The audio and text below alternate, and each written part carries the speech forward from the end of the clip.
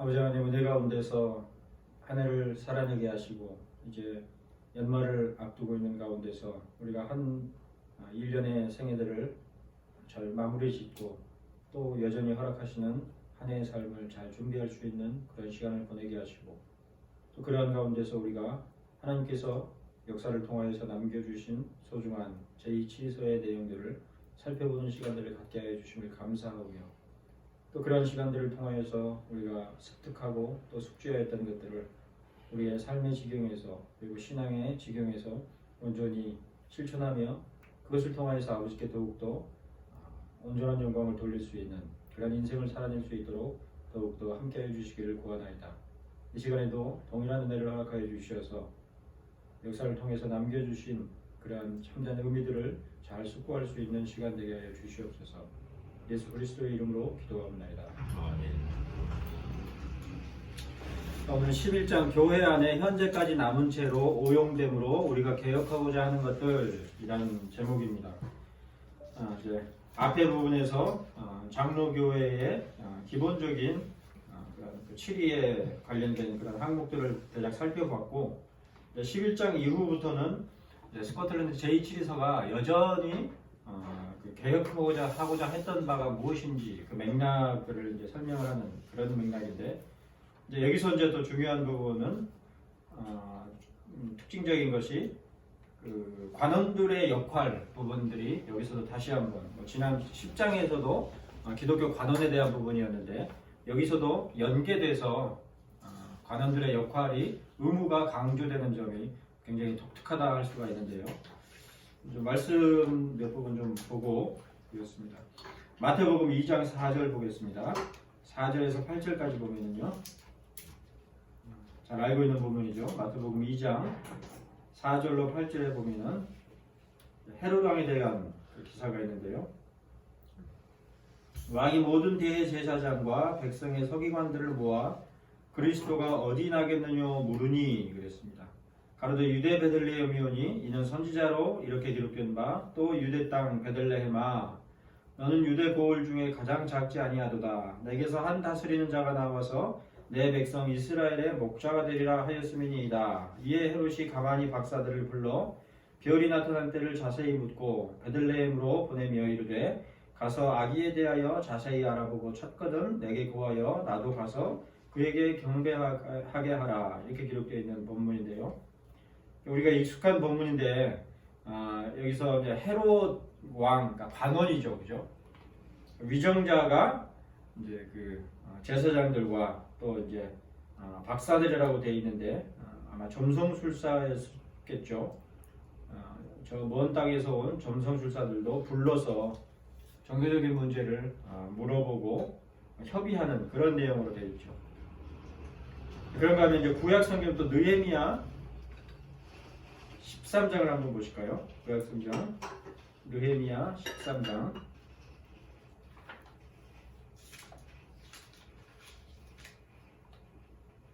거기 이제 느헤미야의 개혁의 내용들을 다루고 있는데 13장이 전체적으로 사망의 3절에 보면은 백성이 이 율법을 듣고 곧 섞인 무리를 이스라엘 가운데서 몰수히 분리케 하였느니라. 그래서 이제 느헤미야가 개혁을 단행한 그런 그 실제적인 내용을 언급을 하고 있고 또 14절에서도 내 하나님이여 이 일을 인하여 나를 기억하옵소서. 내 하나님의 전과 그 모든 직무를 위하여 나의 행한 선한 일을 도말하지 마옵소서. 이렇게 느헤미야가 스스로 하나님께 이제 고백하는 그런 언급이 있는데 그러니까 그 직무, 그러니까 하나님의 전, 그러니까 성전이죠, 그죠? 그러니까 예루살렘 성이기도 하고 성전의 직무에 대한 언급을 하면서 느헤미야는 어떤 위치예요? 이때 당시에 관원이죠, 그죠? 그러니까 총독으로 이제 물론 이제 그 유대인이지만 그 지배하에 총독의 역할을 감당하는 자로 와서 이제 회파된 성전을 다시 재건하는 그런 그 개혁 그리고 종교적인 개혁까지도 단행했었던 그런 내용을 언급을 하고 있죠. 그래서 마태복음 2장의 헤롯 왕은 불경건한 관원의 예라고 볼 수가 있겠죠. 그에 반해서 느헤미야 같은 경우는 이제 이 11장에서 다루고 있는 경건한 관원들의 모범적인 인물이다 이렇게 볼 수 있겠죠. 그래서 두 인물이 딱 대조가 되는데 분명한 것은 구약에서도 그렇고 신약에서도 그렇고 관원과 신앙의 측면이 서로 이렇게 잘 엮어져 있는 그런 문맥이 분명히 있고, 그래서 이제 그 왕이든 총독이든 그 역할을 감당한다고 했을 때에 그에 대하여서 신앙인들이 잘 수긍하고 순종하고 따르는 그런 형식으로, 특별히 이제 마태복음 2장에 명료하게 예수님께서 나실 때에 대해서 그리고 나시는 곳에 대해서 물어보는 그런 부분들에 대해서 아주 성실하게 답변하는 그런 언급들이 있죠. 그러나 의도는 느헤미야하고 다르죠. 헤롯 왕 같은 경우는 그런 점에서 불경건하다 이렇게 볼 수가 있는데, 우리가 이제 다시 한번 되짚어서 생각을 해보면 우리가 기본적으로 교회론의 가장 기초적인 프레임이, 그러니까 우리는 교회 그러면 어떻게 나눠요? 비가시적 교회 그리고 가시적 교회 이렇게 나눈단 말이에요. 본질적인 교회는 가시적 교회예요, 비가시적 교회예요? 비가시적 교회죠. 하나님의 택하심 가운데, 그죠? 천상의 교회라 그러기도 하고, 가시적 교회는 이 비가시적 교회가 하나님의 택하심의 가운데 있는 그 회가 가시적으로 드러나진 성격이라 그랬죠, 그죠? 근데 이 가시적으로 드러나는 데 있어서 중요한 것이 직분이라고 그랬어요, 그죠? 그 직분이 직무를 수행하는 것을 통해서 교회가 가시적으로 드러나진다, 그죠? 그런 점에서 로마 카톨릭의 유형교회의 개념하고는 좀 차이가 있단 말이죠. 유형적으로 건물로서나 아니면 조직체로서나 이렇게 딱 이렇게 드러내지는 그런 성격으로 생각하는 것이 로마 카톨릭이나 여타한 그런 교회관에 비해서 우리 개혁된 장로교회 교회로는 비가시적 하나님의 택하심의 회가 지상에 가시적으로 드러나는, 근데 그 가시적인 성격은 어떤 형태로서라기보다도 운영이라고 그랬죠, 그죠? 그래서 직분이 그 직무를 잘 수행하는 것을 통해서 가시적으로 눈에 드러난단 말이죠. 그래서 굉장히 유동적이라고도 볼 수 있고, 그죠? 그런 점에서 이제 칼뱅도 그렇고 웨스트민스터 신앙고백에서도 그렇고 지상의 교회는 항상 완전한 교회라고 그랬어요. 불완전한 교회라고 그랬어요. 항상 불완전하죠. 그래서 그 직무를 잘 수행하는 동안에는 완전하게 가시적으로 드러나지만 그 직분의 질서가 흐트러지고 또 그 직무를 잘 수행하지 못함으로 말미암아서 교리적이든 아니면 이제 직제든 그런 것들이 희석이 되고 변질되면 그만큼 교회가 가시적으로 드러나지 않게 되는 그런 특성이 있죠. 그러니까 이런 측면에서 이제 직분들과 직무 그리고 역할들을 우리가 생각해 볼 수가 있는데, 이제 이러한 교회론의 전제 가운데서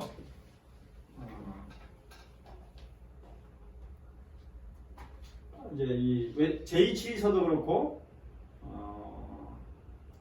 웨스트민스터 교회 정치도 그렇고 기본적으로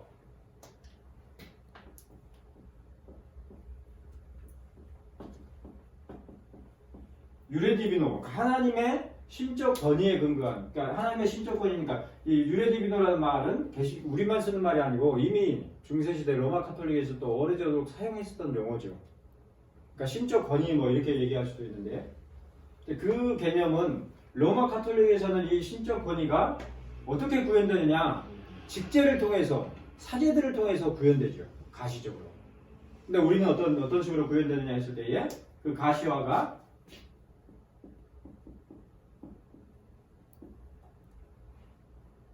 두 가지 측면으로 생각을 해볼 수 있는데, 하나는 직제로, 이 직제라 그랬을 때 로마 카톨릭 직제와는 틀립니다.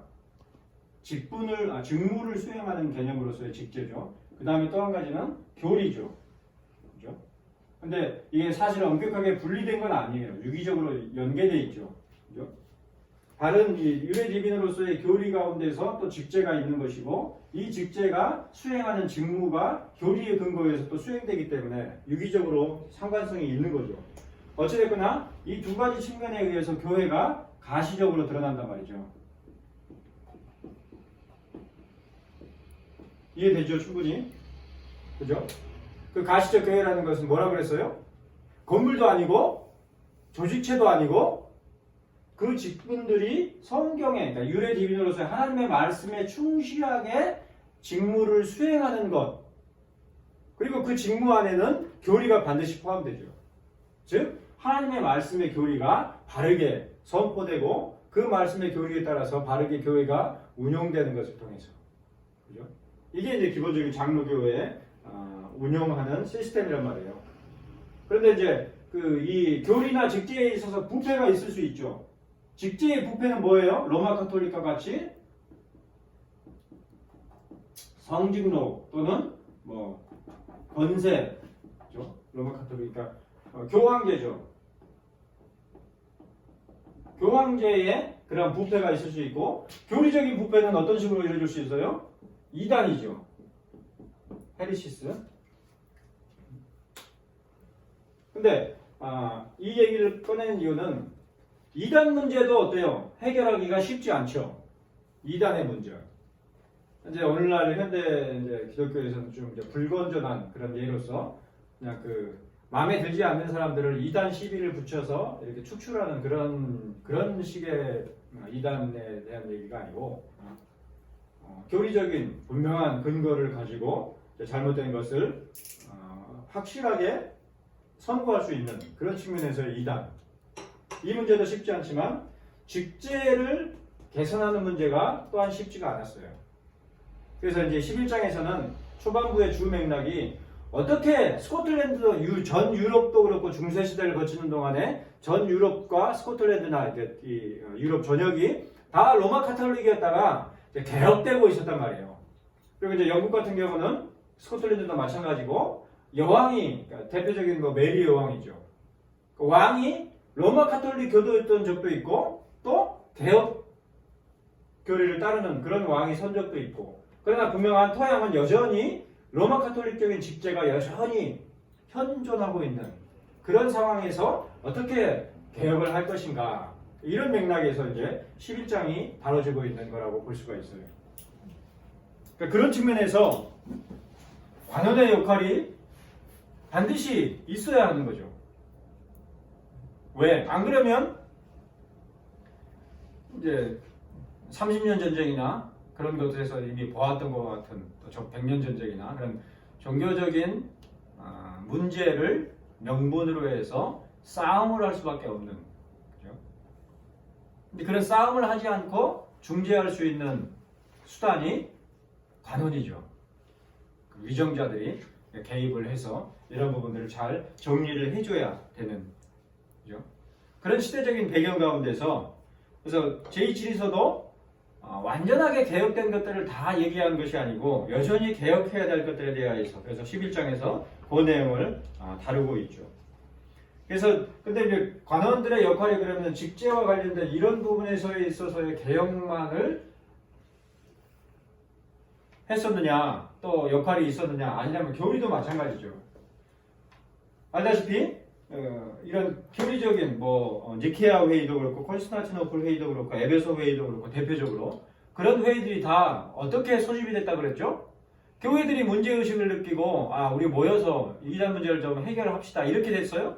아니죠. 그죠? 지난주에 언급했잖아요. 그죠? 설명했잖아요. 그죠?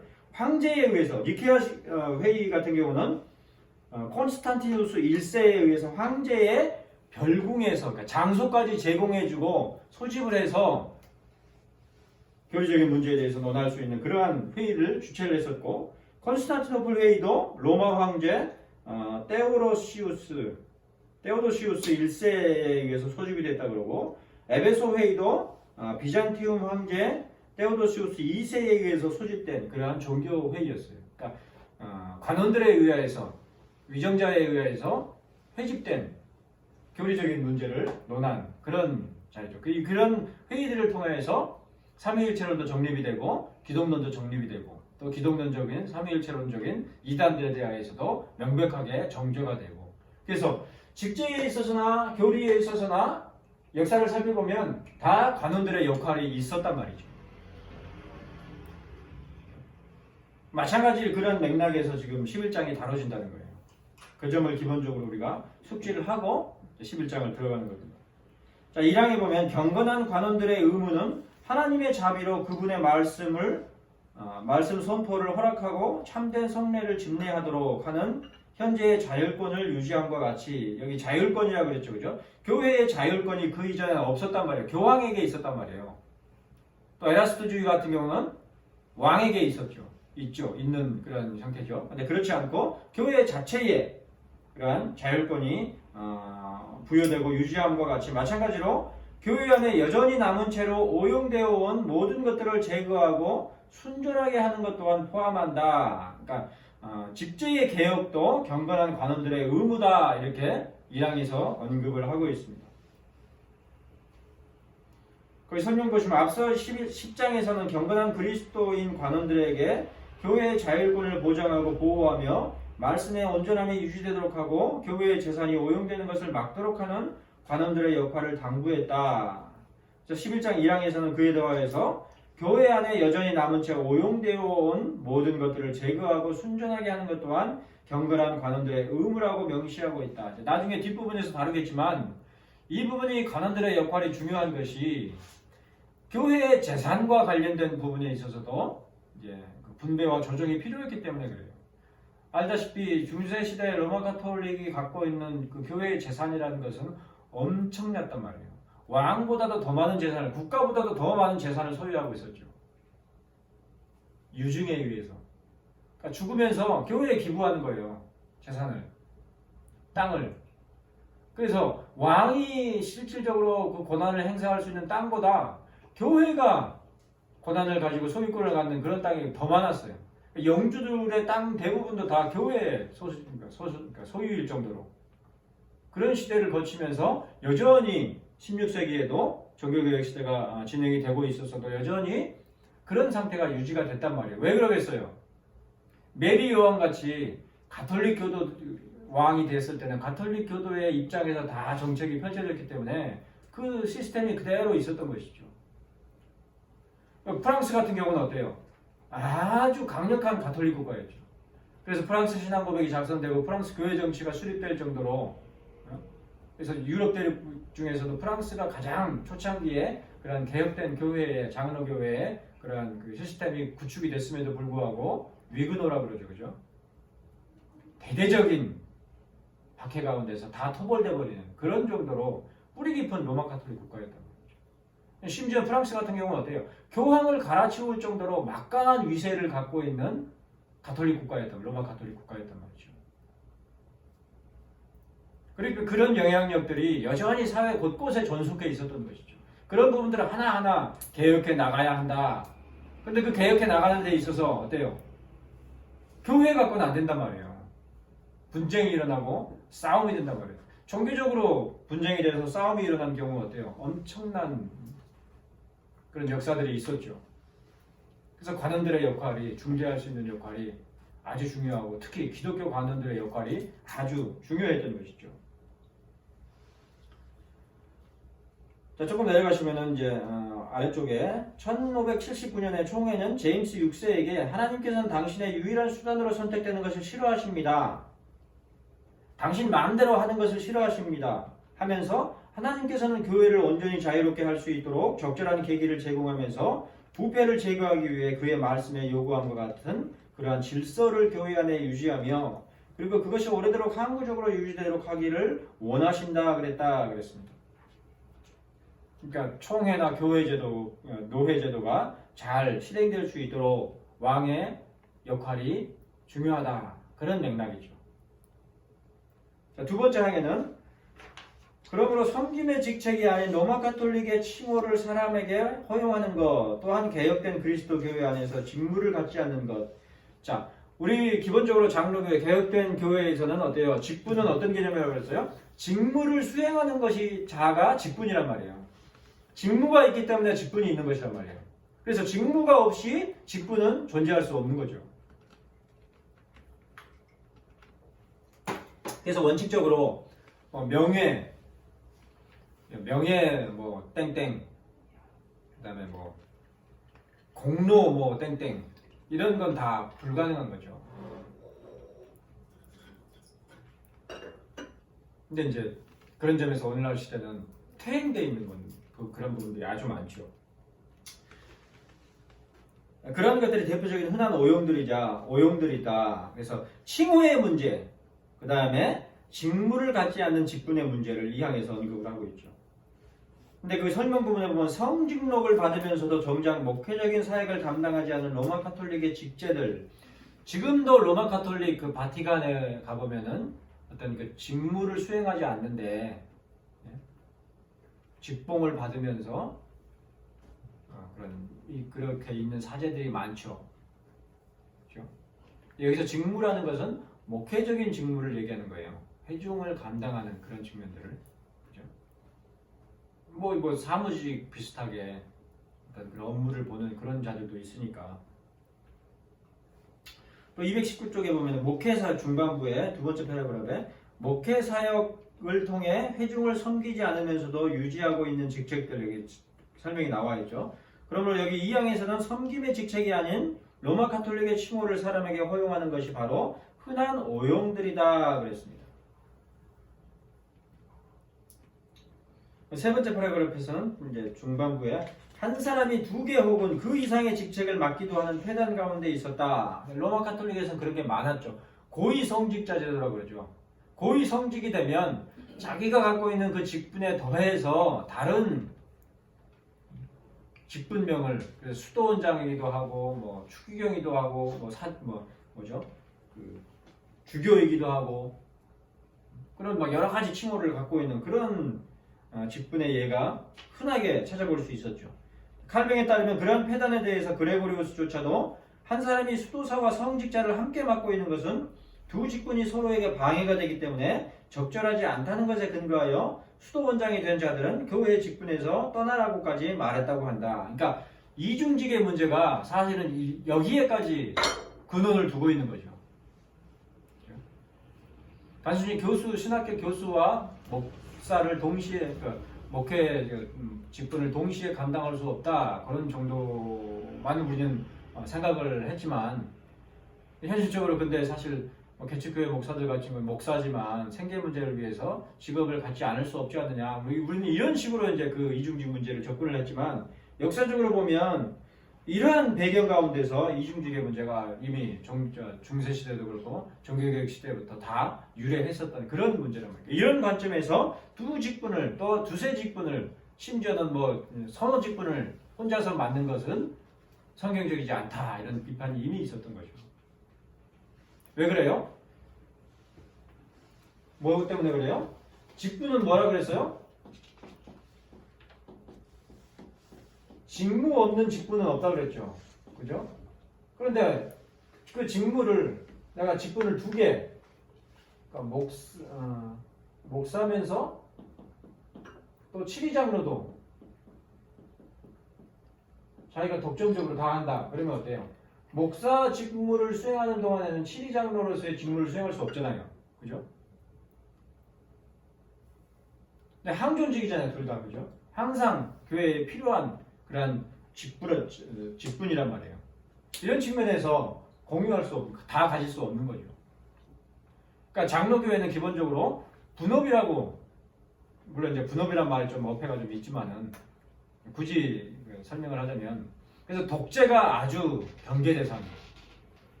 누군가 독단적으로 끌고 가는 것은 장로교회에서 원리상 있을 수 없는 거죠.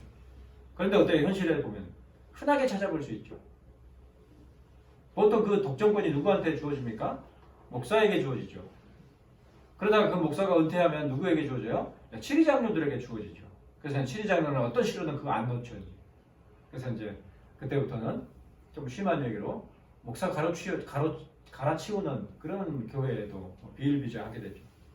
그런 게 다 성경적이지 않단 말이죠. 그러니까 기본적으로 장로교회는 어때요? 개인이 의사결정을 할 수가 없어요. 당회건, 노회건, 총회건. 개인이 했다 그러면 그건 감독제거나 이제 심하면 교황제죠. 이 방배동에 유명한 그 신학교 있는 거기는 교황제에 가깝죠. 근데 뭐 거기만 그러느냐? 얼마든지 찾아볼 수 있죠. 목사가 하자는 대로 합시다. 그죠? 아니면은 자기가 어떤 권력을 갖고 있는 경우, 노예나 이런 데 보면 그런 예가 많죠. 총회도 그렇고. 그죠? 교회 교세가 제일 크니까 항해비도 그만큼 많이 내고 그만큼 입김이 작용하고 뭐 어떤 결정을 할 때 다 그 양반 쳐다봐요. 그 입을 쳐다봐요. 그 입에서 뭐가 결정이 되면 다 따르는, 그는 장로교의 원리가 아닌 거죠.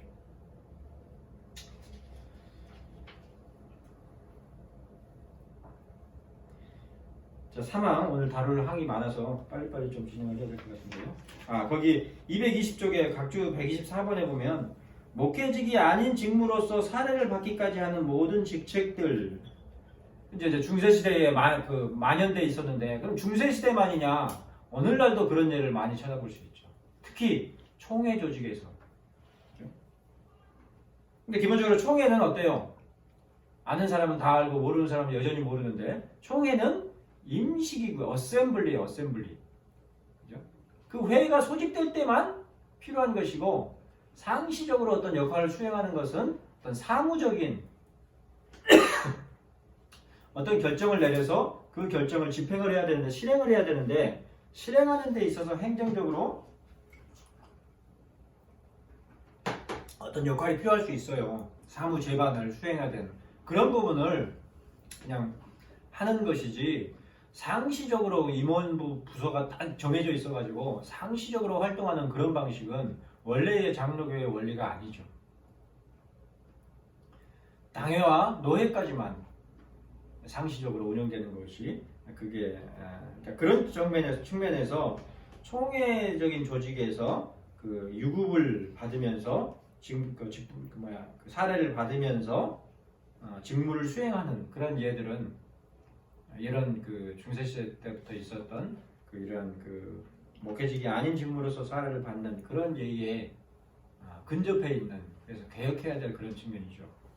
사망에 구교, 옛 교회에 속했었던 그런 것들, 고교회라 그러기도 하고요. 쭉 내려가서 교황이나 그들의 교령을 따라 나온 칭호들은 개혁된 교회에 설 자리가 없다. 자, 그 어떤 장로교회는 기본적으로 어떤 권한이나 의사결정을 독점적으로 할 수 없다 그랬죠. 개인이 할 수 없다 그랬죠. 항상 회의 권세가 있는 것이지 개인에게 부여되지 않는 성격이에요. 그런데 그게 개인에게 부여되면 어떻게 돼요?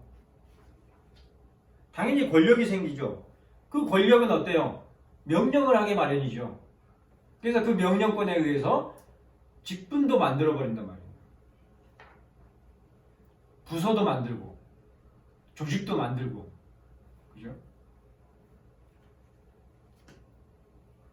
그런 것들은 여기서는 개혁돼야 될 그런 내용들이다. 성직록과 관련된 로마 카톨릭 교회의 잔재, 그러니까 그렇게 정치화되고 조직화가 되니까 로마 카톨릭이 이제 계속 이제 대표적인 예인데, 로마 교구의 모든 그 재정이나 그다음에 그 권한이 다 위임이 돼 있기 때문에 거기에서 어떻게 마치 왕이나 황제처럼 교황에 의해서 명령이 내려지고 또 그 성직록도 부여가 되는 거죠. 녹이 뭐예요? 녹이 녹봉이죠. 그러니까 봉급을 고위 사제들이 주는 거예요. 이제 그런 부분에서 이제 그런 것도 우리가 좀 생각을 해볼 수 있겠죠. 사역자들, 목회자들, 부교육자들 사례를 어떻게 주는 것이 좋은가? 경우에 따라서 이제 뭐 담임 목사가 그걸 뭐 이렇게 지급을 하고 자기가 직접 봉투에다 이렇게 전달하고 그런 경우도 있지만 바람직하지 않다고 볼 수 있겠죠. 이런 관점에서 보면. 거기 이제 중반부에 222쪽에 중세 시대의 경우에는 국가 소유의 땅보다 교회 소유 땅이 훨씬 많았을 만큼 교회 토지 소유가 문제가 아주 심각했어요. 당연히 돈이 많으니까 거기에 부패가 있고 권력이 있고 싸움이 있죠. 그죠? 자, 구멍가게를 운영하는 집에서 싸움이 나면 어때요? 시끌벅적지근해도 큰 싸움이 아니죠. 그죠? 밥 먹어 그러면 다 모이죠. 그런데 대기업에서 싸움이 나면 어떻게 돼요? 이거는 죽고 사는 문제죠. 진짜로 죽어요. 형제지간에도 부모 자식간에도 부모를 죽이고 내가 그걸 차지하게 된단 말이죠. 돈이라는 게. 종교도 똑같죠 사실은. 교회 재정이 그냥 몇백만 원, 몇천만 원 되면은 뭐 그냥 뭐 들어오는 돈, 나가는 돈이 다 똔똔이니까 문제가 안 생기는데 억 단위, 100억 단위, 조 단위 이렇게 돼봐요. 비자금이 생기고 그렇게 다 부패하게 되는 거죠. 그러니까 중세시대에 교회 소유의 재산들이 많아지니까 심각하게 부패가 만연해 됐죠. 그처럼 교회 소유의 재산이 많아짐에 따라 성직록을 지급받는 직책의 수도 더욱 늘어나게 되었으니 대주교, 대집사, 영창자, 부영창자, 재무담당자, 교우장 수도 없는 그런 직분들이 막 생기죠. 개척교회 직분이 많겠어요? 대형교회 직분이 많겠어요? 네, 대형교회가 훨씬 많죠. 그죠?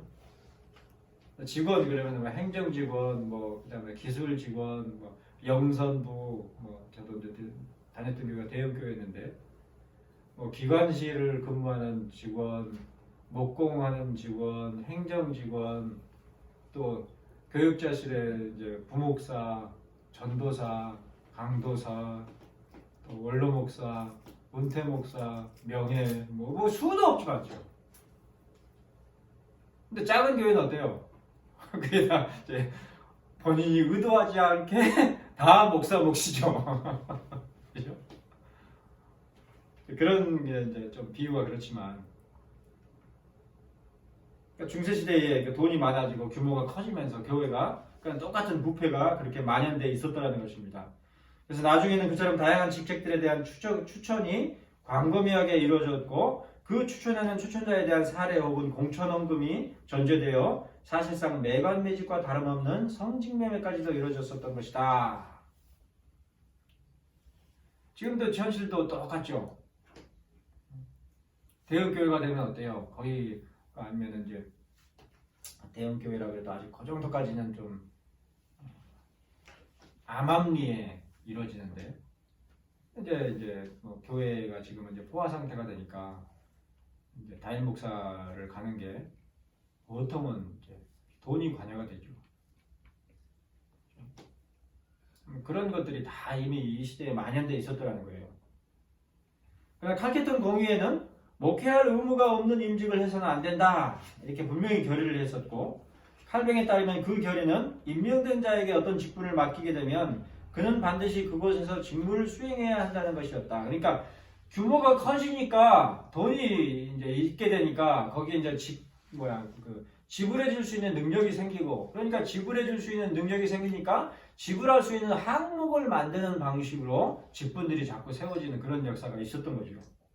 그러나 그런 것은 결코 성경적이지 않고 바람직하지 않고 척결해야 될 것이다. 이렇게 분명히 칼케톤 공의회에서도 천명된 바가 있고 제2치리서가 작성되었을 당시에는 아직도 그러한 폐해들이 남아있으므로 그러한 잔재들이야말로 교회 안에 남은 채로 오용됨으로 개혁하고자 하는 것들이라고 사망은 규정하고 있다. 그러니까 제2치리서가 이렇게 명백하게 다 개혁해서 실행되었었던 그런 것은 아니죠.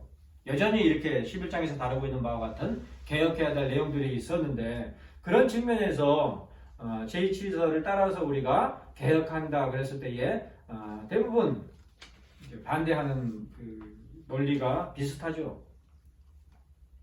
현실적으로 좀 안 맞고 그런 얘기를 하는 경우들이 있는데 근데 이제 그런 환경은 제2치리서가 작성되고 그 제2치리서에 따라서 교회 정치가 이루어졌을 때에도 비슷한 여건이었단 말이죠. 또 네 번째가 함께 묶여진 교회 그리고 그들의 직책에 부과하여 결합된 교회는 하나님의 말씀이 요구하는 바처럼 분리되고 나누어져서 자격 있는 목회자에게 맡겨져야 한다. 이게 무슨 문맥이냐면 여기 내용이 설명이 나오는데 고위성직자 제도가 되면서 이 고위성직자는 어떤 자예요? 주교란 말이에요. 그러니까 주교는 한 교회를 섬기는 자가 아니라 쉽게 얘기해서 우리가 그렇게 이제 노회장이나 총회장을 그렇게 주교와 같은 것으로 오해할 수가 있는데 다 자기 관할, 그죠? 노회의 모든 지교회가 다 자기 관할인 양 생각을 하는 그런 개념의 회장으로 생각할 수가 있는데 그게 아니에요. 그런 프레지던트가 아니고 뭐라 그랬어요? 모더레이터란 말이에요. 기본적으로.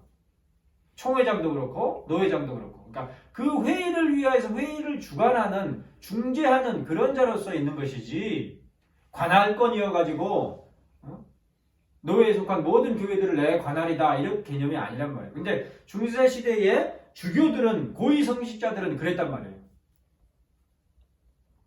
그래서 뭐 그 자기 교구 안에 교회가 이제 뭐 A, B, C가 있다 그러면 A, B, C를 두루두루 돌아봐요.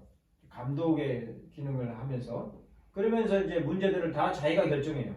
명령을 내리고 이런 식으로 운영이 됐단 말이에요. 주교제라는 거는. 그렇게 하지 말고 다 쪼개서 각각의 지교회마다 그 직무를 수행할 수 있는 그러한 치리회를 구성해라. 이런 문맥이죠. 그렇게 개혁돼야 된다라는 거죠. 이 사항이 있는 것은 아직도 제2치리서가 작성됐어도 여전히 그러한 조직들이 있었기 때문에 11장에 보면은 맨 하단에 이러한 개혁의 필요는 노예제도가 정착이 되면서 그 어떤 외부의 중재가 없이도 충분히 교회 자체적으로 실현이 가능하게 되었다. 그러니까 이러한 그 고위 성직자가 없이도 노회를 통해서 어셈블리를 통해서 각 지교회 당회와 치리회와 그 치리회를 총괄하는 그런 어셈블리로서의 회의가 이루어져서 노회 전체들이 관할될 수 있는 그런 시스템이 이미 이제 구축이 이제 제7위서가 통해서도 되어 있었고 그렇게 할 수 있기 때문에 그러한 고위 성직자 제도는 폐지해야 될, 개혁해야 될 그러한 분명한 그러한 그 과제였던 것이죠. 그래서 직제 개혁과 관련해서 경건한 관원의 역할이 이제 중요했던 부각이 되는 것이죠.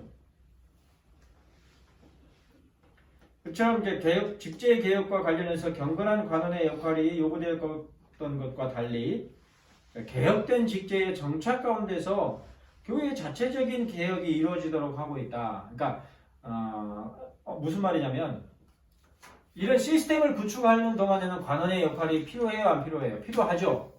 그죠? 시스템이 구축이 되면 노예제도가 구축이 되면 노예 안에서 하면 되기 때문에 더 이상 거기에 관원들이 개입을 하려고 해서는 안 되는 거죠. 이런 맥락에서 종교 분리의 맥락이 양면성이 있는 거죠. 근데 지금까지 이제 종교 분리에 대해서 생각을 하면 다 후자만 생각했단 말이에요. 교회에 대한 문제는 절대로 관원들이 개입을 해서는 안 된다. 그 개념만 생각을 했단 말이에요. 지난주에 아브라함 카이퍼는 어땠다 그랬어요? 소극적 의무와 적극적 의무로 나눠서 적극적인 의무는 어떤 영역이라고 그랬어요? 일반 은총에 해당되는 영역.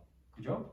이제 복지의 문제나 그다음에 사회적인 그런 문제들은 적극적으로 관원들이 역할을 해야 되지만 교회 안에서 벌어지는 그런 신앙의 문제에 관련해서는 소극적인 의무의 영역이다. 이렇게 이제 아브라함 카이퍼는 다뤘지만 제2치에서는 그것이 아니고 소극적인 그 부분에 대해서도 적극적으로 관원들의 역할이 특히 기독교 관원들의 역할이 필요하다.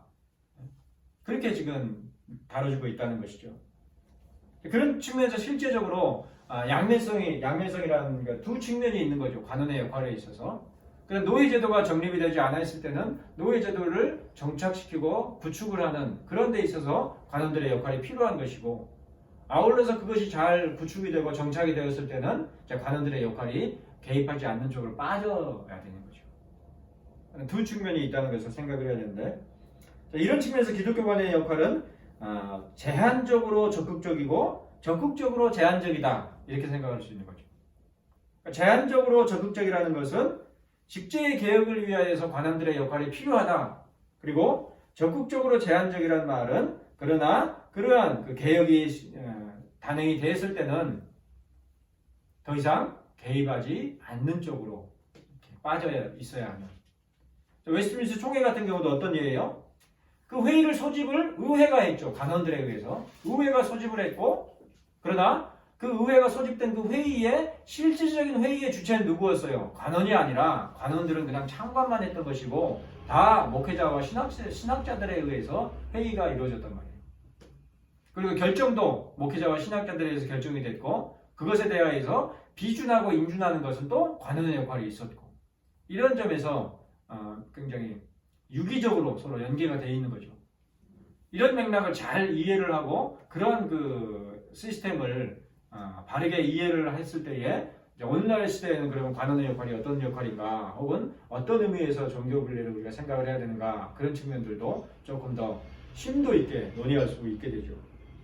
5강에 이제 교회 재산에 대한 재산의 오용에 대해서 다루는데 교회 재산을 오용한 자들이 회의에서 투표권을 갖거나 교회 혹은 교회 회원의 이름 아래 회의의 자리에 해서는 안 된다 이렇게 언급을 했죠. 이제 교회 재산을 오용하는 자들 대표적으로 고위 성직자들이죠. 대주교나 주교들 그러한 자들. 그러니까 대주교나 주교는 어때요? 이 교구 안에 있는 교회들을 관할한다고 그랬을 때는 그 재산권도 그 대주교나 주교에게 있는 그런 방식이죠.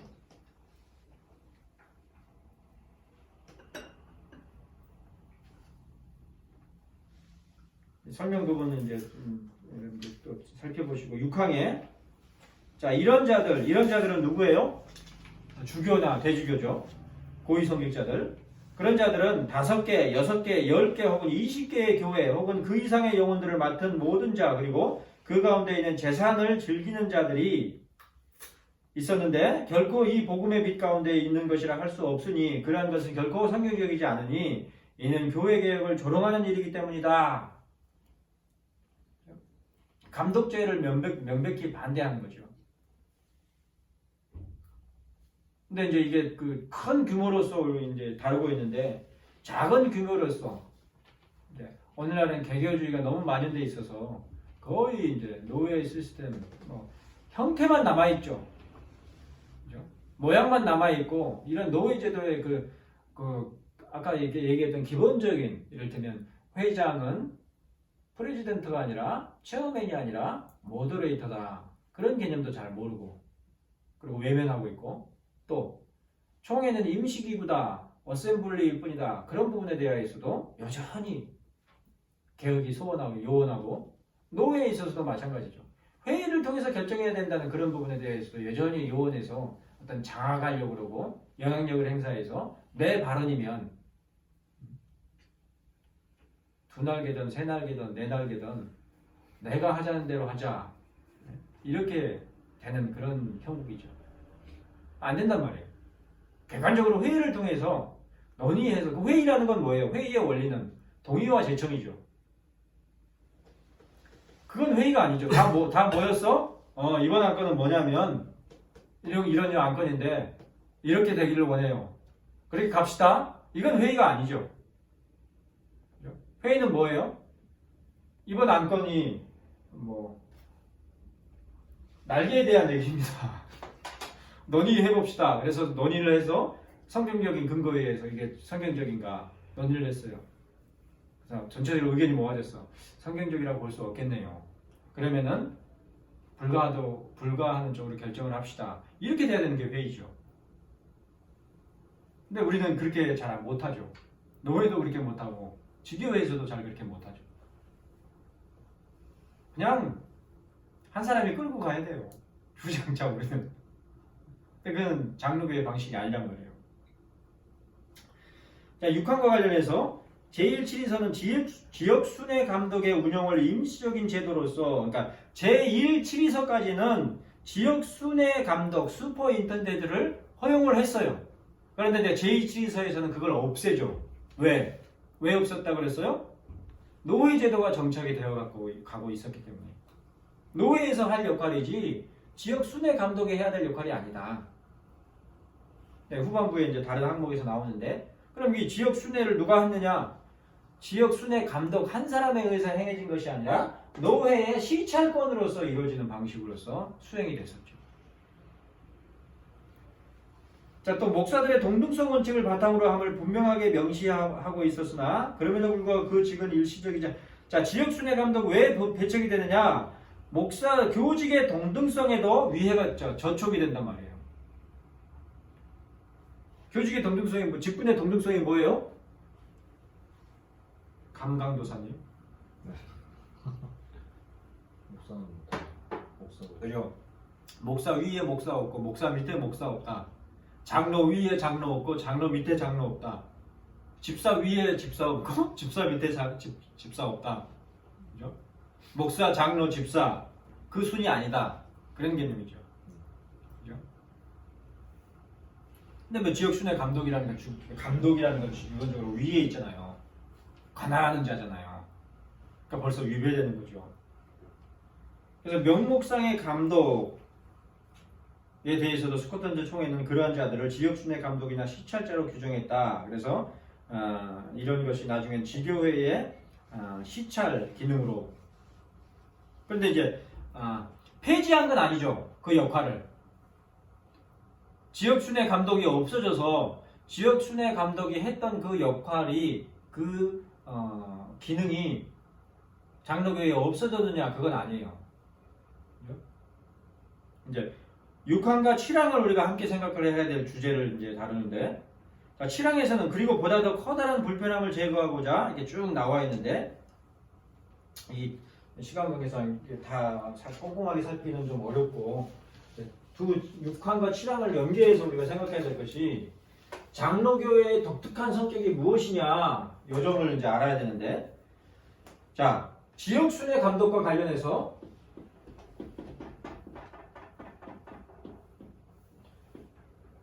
이 지역순회 감독이 A라는 교회, B라는 교회, C라는 교회를 다 자기 관할 하에 두고서 두루두루 이렇게 순회, 지역 순회에서 감독을 했단 말이에요. 이게 이제 이렇게 사람이죠. 1인이죠. 근데 이걸 없애는데 이런 게 다, 이 기능이 다 없어졌느냐? 그건 아니란 말이에요. 이게 뭘로 대치됐다 그랬어요? 노회로 대치됐다 그랬죠. 그죠? 노회에 의해서 노회가 시찰자를 보내서 그런 역할을 수행하게 했어요. 근데 이때의 그 노회의 시찰자는 이 지역순회 감독과 어떻게 다르냐? 지역순회 감독은 어때요? 이렇게 둘을 다 돌아봤죠. 그죠? 근데 이 시찰은 그렇지 않아요. C라는 교회를 시찰하는 시찰자가 따로 있고 A라는 교회를 시찰하는 시찰자를 따로 보내요. 물론 경우에 따라서는 A라는 교회를 시찰했던 자가 C라는 교회를 시찰할 수도 있어요. 그러나 그렇다고 그 결정은 시찰자에게 부여되어 있는 것이 아니라 노회에서 결정을 하는 거예요. 그래서 노회가 보내는 거죠, 시찰을. 그죠? 이런 형식이에요. 그러니까 똑같이 기능은 하죠. 지교회를 다 둘러보는 거죠. 그런데 이걸 인정하지 않는 게 이게 장로교회의 노회 개념이고 이걸 인정하지 않는 게 뭐예요? 독립교회, 회중주의 교회. 회중주의는 지교회, 개별 지교회가 다 완전한 교회라고 보기 때문에 이걸 허락하지 않아요. 시찰을 허락하지 않아요. 기본적으로. 각 지교회가 자체적으로 모든 결정을 다 하는 거예요. 모든 권한도 다 지교회 당회가 다 가지고 있고. 그리고 이제 회중주의는 당회가 아니라 공동의회를 통해서 결정을 하죠. 그렇죠? 근데 현실적으로 뭐가 문제가 되느냐? 근데 교회 안에서 이 안에서 해결을 못하면 어떻게 돼요? 비일비재하잖아요 지금. 재산권 분쟁이 일어나면 해결 불가능하잖아. 소학이 뿌리고 막 별짓을 다 해도 해결 불가능하잖아요. 그죠? 그럴 때에 당연히 이제 노회라는 상급 상해 치리기구가 그 중재하는 그런 역할들을 해줘야 되는데 현대에서는 이것도 이제 형태만 남아 있고 이걸 다 안 받아들이죠. 역할은 해도 그걸 인정을 못하죠. 특히 대형교회가 돼버리면 그런 측면에서 장로교회가 아닌 그런 장로교회들이 비일비재하죠. 현실 속에. 어찌됐거나 이 두 가지가 그러니까 우리가 대한예수교 장로회잖아요. 그럼 그 장로회는 뭐가 포함되는 건 줄 아세요? 대한예수교 장로회다 그러면 기본적으로 노회를 얘기하는 노회를.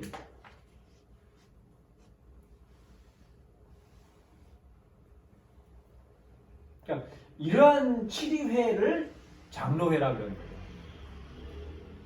거예요. 회중주의나 독립교회는 치리회가 노회적인 그런 치리기구가 아니고 개별 교회 치리기구에 국한된. 근데 이 부분이 이제 어떤 측면에서 중요하냐? 교회의 통일성.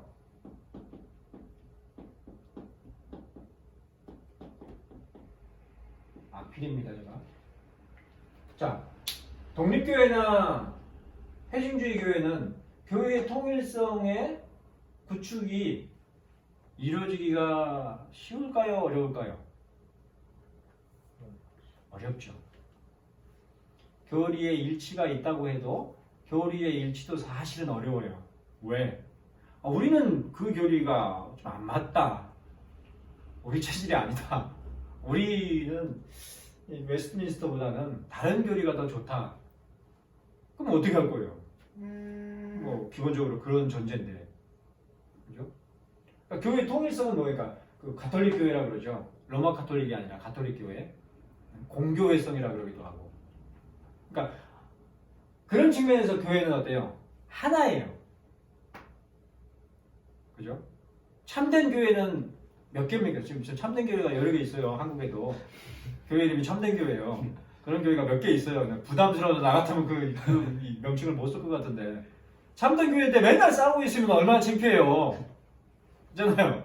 참된 교회인데 개혁해야 될 교회이면 얼마나 부끄러워요. 근데 참된 교회라고 그런 뭐 타이틀을 붙인 그런 교회들이 몇몇 교회들이 있는데 참된 교회는 오직 하나죠. 어디가 참된 교회예요? 지상의 가시적 교회가 아니라 하나님의 천상의 교회, 비가시적 교회가 참된 교회죠. 하나님의 택하신 가운데 있는. 그죠? 그 교회가 지상에 가시적으로 된단 말이에요. 그러면 하나인 참된 교회가 지상에 가시적으로 됐으니까 비슷해요? 안 비슷해요? 당연히 비슷하겠죠. 그럼 비슷한 것끼리 유사하겠어요? 안 유사하겠어요? 당연히 유사하죠. 그런 측면에서 통일성이 있는 거죠. 그러니까 노예는 그런 측면에서 생각을 해야 되는 거예요. 총회도 마찬가지고. 그런 통일성을 염두에 두고 주교회를 다, 그러니까 이렇게 주교회를 시찰을 한다 그랬을 때에 그 시찰은 뭘 생각을 해야 되냐면 아까 처음에 우리가 살펴봤던 직제의 문제나 교리의 문제, 이게 통일되게 해줘야 된단 말이에요. 장로교회인데 A교회에 가면은 뭐가 좋을까요? 하여튼 직제가 틀려요. 그리고 B교회 또 틀리고 그러면서 한 타이틀로 묶을 수는 없잖아요. 그러니까 직제를 일치를 시켜야 되겠죠. 직분을. 또 교리. 여기는 뭐 귀신론 얘기하고 여기는 웨스트민스터 얘기해요. 이래서는 안 되겠죠. 그런 부분을 돌아봐서 고르게 통일되게 해주기 위해서 시찰을 하는 거죠. 애초에 지역순회 감독들도 원래 그것을 위해서 해야 되는데 그게 이제 부패가 되면서 어때요? 다 재산권 행사. 여기 부동산 잘 있나? B라는 부동산 잘 있나? 이런 식으로 오용이 됐었던 중세시대에. 그러니까 이런 맥락에서 왜 노예에서 시찰을 보내는 것인가? 그리고 왜 노예나 그런 모임을 왜 하는가? 이런 기본적인 맥락을 모르니까 다들 어떻게 생각하냐면 노회는 어때요? 뭐 1년에 2번 목사들하고 장로들하고 모여가지고 친목을 다지는 시간인 줄 알아요. 아이고 그동안 별거 없으셨어요. 무탈하시죠? 아유 그래요. 그리고 그냥 안건 그냥 밥 먹을 시간 다 됐는데 그냥 대충 처리하고 밥 먹고 우리 어제 오후에는 어디 갔다 옵시다. 그렇게 그게 아니란 말이죠.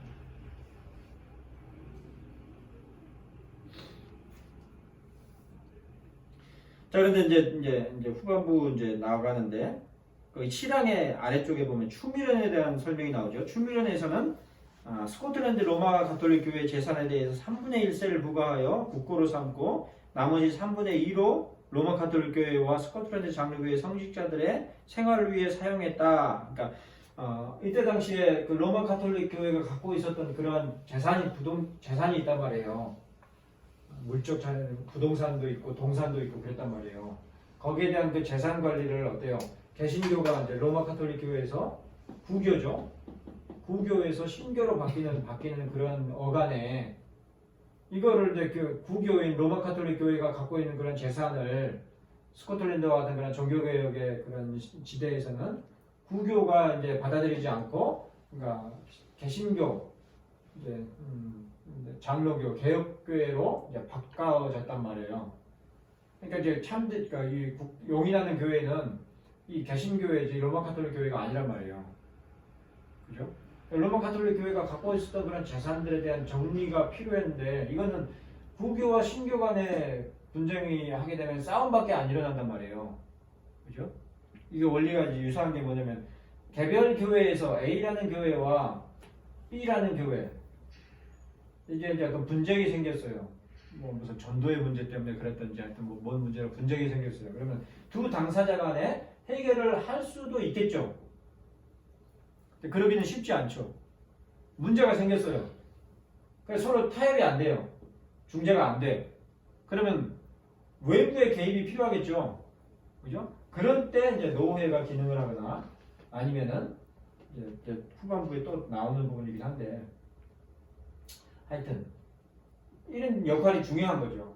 이런 측면에서 회중주의 교회나 독립교회는 이거를 인정을 안 하기 때문에 사실은 이렇게 분쟁이 될 경우에는 근본적으로 해결 방법이 없죠. 그렇죠? 근데 어쨌든 이제 이렇게 해서 이제 노회나 근데 노회도 마찬가지로 신교의 그 유리스딕션이잖아요. 그러니까 객관성을 그러니까 더 상급의 어떤 기능이 필요하게 되는데 그러니까 관원들이 이런 부분들에 대해서 이제 중재를 했어야 되는 거죠.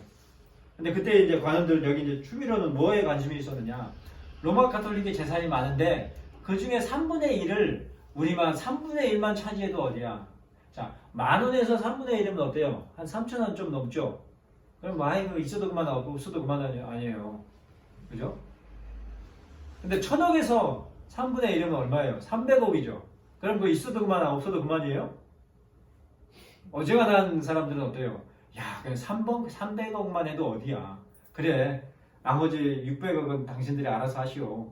700억 하여튼 그 대략 당신들이 알아서 하시고 나는 600억, 300억만 해도 이게 어디야? 이렇게 생각한 거예요, 관원들이. 그래서 로마 가톨릭이 갔건 신구가 갔건 뭐 상관 안 하겠다. 이런 식으로 실질적으로 집행이 됐었어요. 근데 그런 부분들에 대해서 나중에 이제 문제 제기하는 그런 부분들이 있는데 232쪽에 이런 상황들을 바탕으로 파랑에서는 스코틀랜드 장로교회는 그처럼 스코틀랜드 교회로부터 인정받을 수 있는 직분이란 세상 일 혹은 법정에서 일을 하기에 자격이 있는 자로 이해하는 것이 아니라 교회의 합법적인 허락하에 하나님의 말씀을 가르치는 데 자격이 있는 자로 이해해야 할 규정함을 규정하고 있다. 그래서 이제 그러한 재산에 대한 그 분배를 할 수 있는 자가 어떤 자인가 그런 설명이고 구항에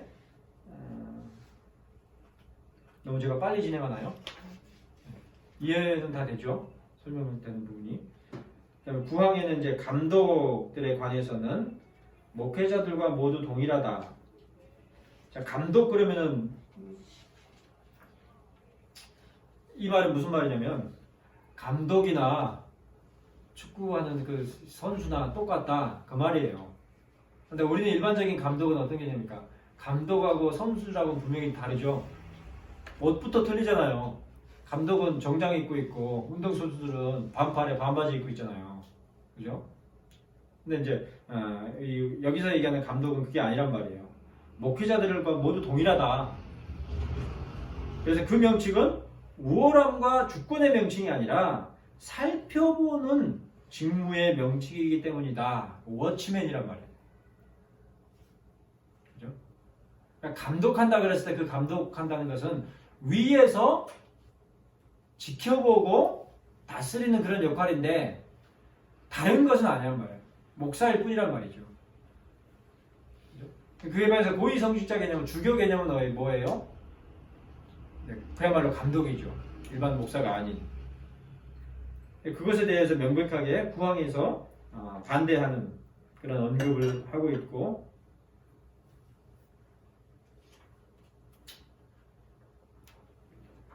자, 이와 관련해서 우리가 누가복음 한번 봅시다. 누가복음 18장에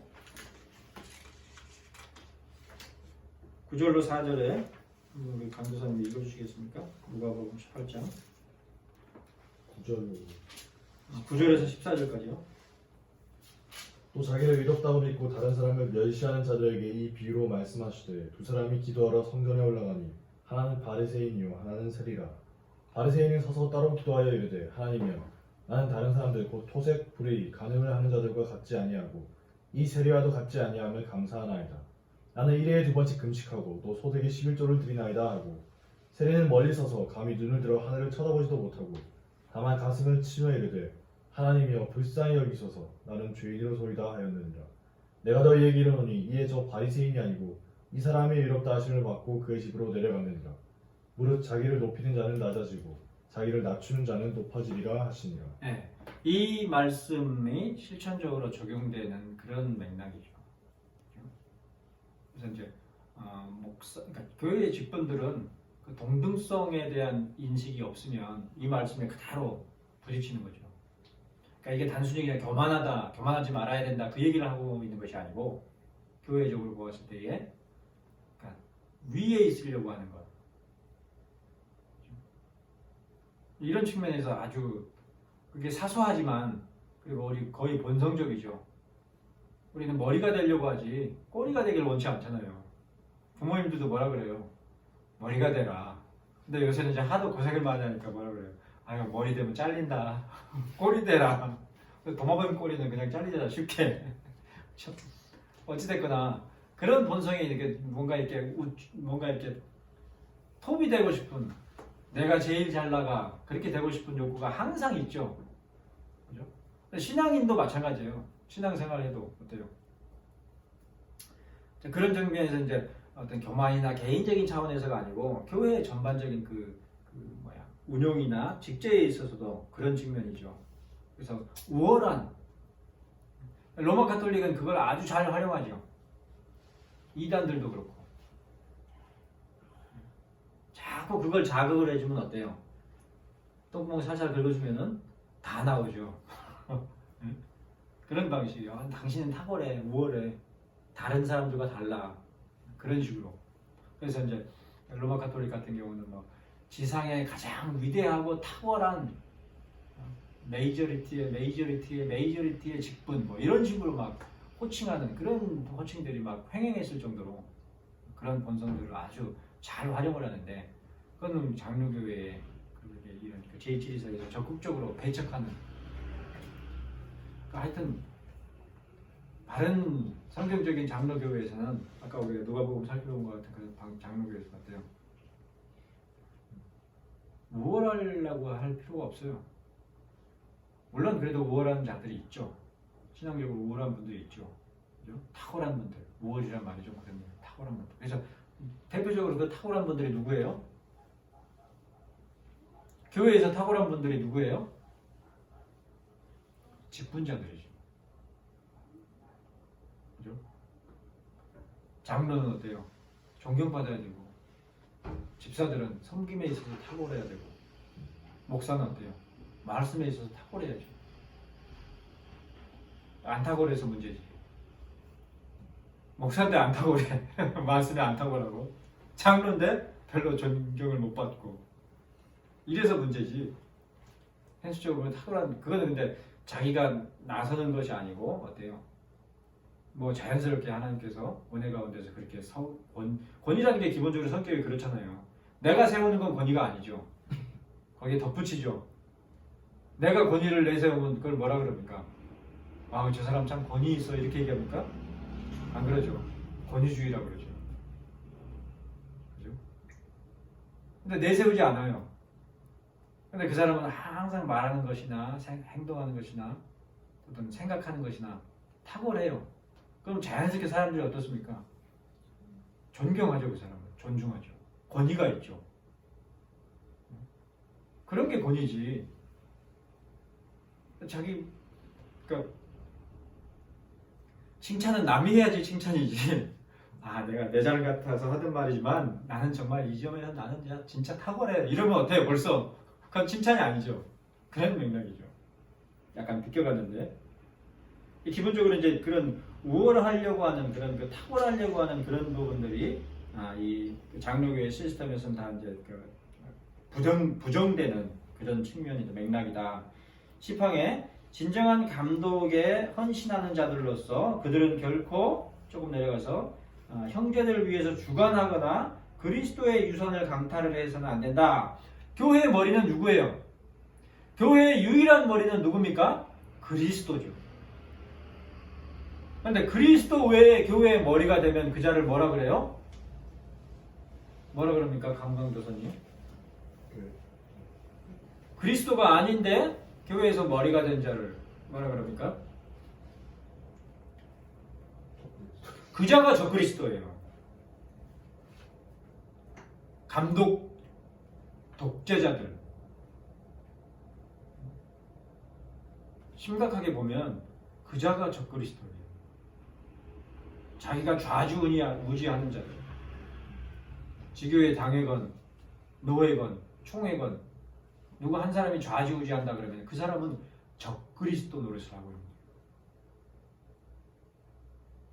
지교의 당회든 노회든 총회든 유일한 머리는 누구예요? 헤드십은 그리스도시란 말이에요. 그럼 그리스도를 헤드십으로 하는 원리는 뭐예요? 아무 결정을 안 하면 그러면 되는 건가? 머리 역할을 아무도 안 하면 돼요? 아니죠. 머리 역할이 필요하죠. 어떻게 하느냐? 그리스도의 말씀대로, 그리스도의 계명대로, 그리스도의 가르침대로 의사결정을 하는 거죠. 그래서 회의로서 의사결정을 하는 거죠. 장로교회는. 쉽게 이해가 되죠. 왜 우리는 개인에게 권세가 주어지지 않고 회의를 통해서 실행되는지 그런 원리란 말이죠. 사실 무서운 말이죠. 독재하는 담임 목사 적그리스도 노릇했던 거예요. 심각하게 생각해요.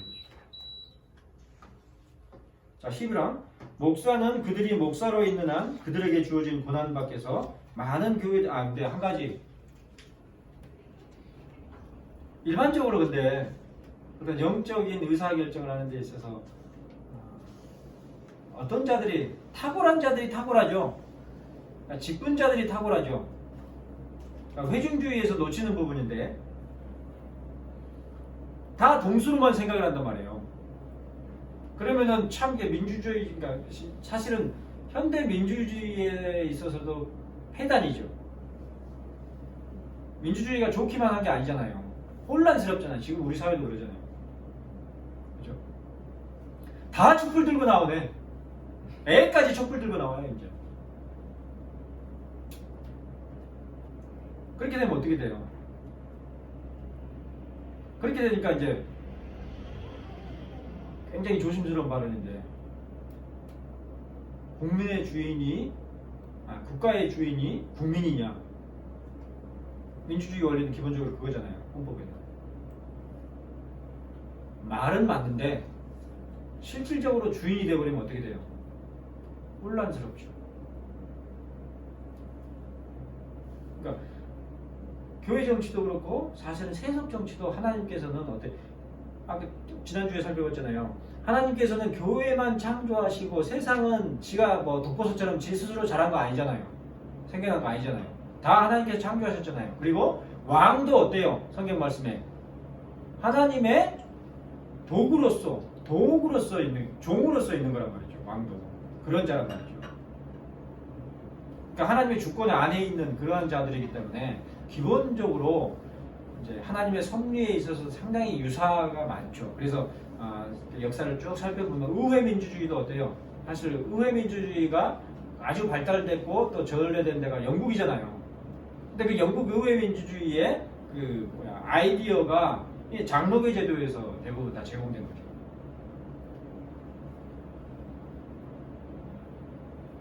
원리를 보면 유사한 게 굉장히 많아요. 삼신제도 마찬가지죠. 삼신제가 뭐예요? 네, 대부분까지 가는 그거잖아요. 그죠? 근데 삼신제에 있어서 기본적으로 중요한 게 뭐예요? 자, 1심, 2심, 3심. 1심에서 사형 구형이 됐어요. 그럼 2심에서 어때요? 어떻게 해요? 사형이에요? 아이고, 사형 조금 그런가? 사형까지 해야 되는가? 좀 재고해 봅시다. 이런 방식이에요? 2심 아예 백지로 다시 해서 다시 재판하는 거죠. 장로교의 삼심제가 그거예요. 지교회에서 당회에서 의사결정을 했어요. 그래서 동의를 회중에게 받았네요. 교회 회원들의 이제 동의를 구했는데 동의가 안 나왔어요. 그래서 노회에 이제 또 항소를 했어요. 그럼 노회에서는 어떻게 해요? 당회한테 당회 어떻게 결정 내렸어요? 아 그래요? 아 그래 잘한 것 같은데 왜 안 됐지? 이렇게 하면 안 되죠. 다 원점에서 다시 봐야 돼요. 다시 검증해야 돼요. 그러니까 세 차례의 객관적인 재판을 받는 식이죠. 그죠? 그게 이제 장로교회에서의 삼심제란 말이에요. 똑같단 말이에요. 근데 뭔 얘기를 하려고 그거 조금 빠졌는데 하나님께서는 어때요? 세상을 다스릴 때 모든 백성들이 다 주권을 가지고 막 그렇게 행사하도록 그리고 그런 역사가 실제적으로 있어요? 지금도 실제적으로 그럽니까? 국민들이 막 다 가서 막 국회 다 가가지고 의사결정하고 그러나요? FTA 그거 비준을 할까 말까요? 국민투표 하나요 그거? 어떻게 해요? 의회에서 결정하잖아요. 대통령 정부가 이렇게 입안을 하면 제시를 하면 의회에서 회의를 통해서 결정을 하잖아요. 그런 식으로 됐죠. 그러니까 대의제잖아요. 그러니까 장로교회도 마찬가지죠. 회중들이 다 교회 정치를 하는 것이 아니고 당회가 대의 정치를 하는 것이고 또 노회가 대의 정치를 하는 그런 형식이죠. 그러니까 굉장히 유사하단 말이에요. 그러니까 하나님께서는 어때요? 다스리는 자들을 항상 세우셨단 말이에요. 교회도 하나님께서 어떤 식으로 운영하세요? 다스리는 자들을 세운단 말이에요. 치리회를.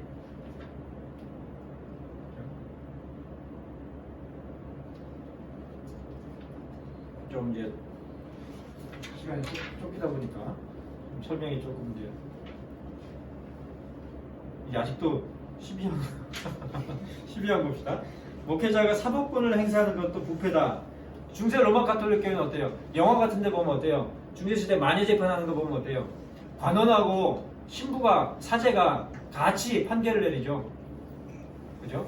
그런 얘기죠.